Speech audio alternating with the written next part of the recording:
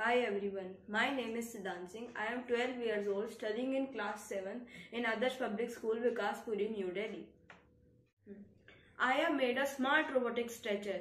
This is different from ordinary stretchers. This stretcher will be used in hospitals to carry patients from the hospital entrance to the doctor or the emergency room. Now, in some cases, the patient finds it difficult to find the doctor, and in some cases, if the time is taken more, the patient dies. And sometimes the patient is alone and no one is with him or her. And then also the patient finds it difficult to find the doctor. And here is the solution for that. So here we will see the demo of the smart robotic stretcher.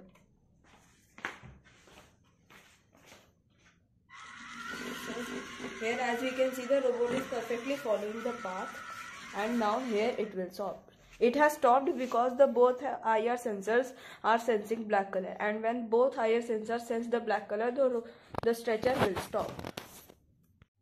Now, before going into the technical details of the project, I would like to thank Avishkar for organizing such a great competition for children to express their ideas to the community. Now let's get back to the project.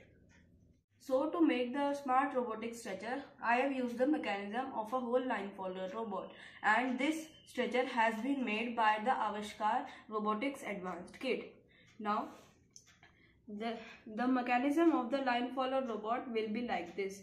I have used their one advanced full 2.0 brain, two of their IR sensors, and two of their high-speed motors.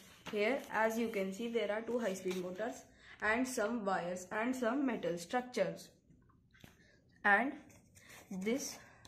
I have coded the brain to work that it will follow the line, and whenever the black comes on the IR sensor, the robot will steer to that side only. Like if it comes on this IR sensor, the robot will steer here, and if it comes on here, then it will steer here, and if on both sides it comes, then the robot will stop, as we saw in the demo of the project.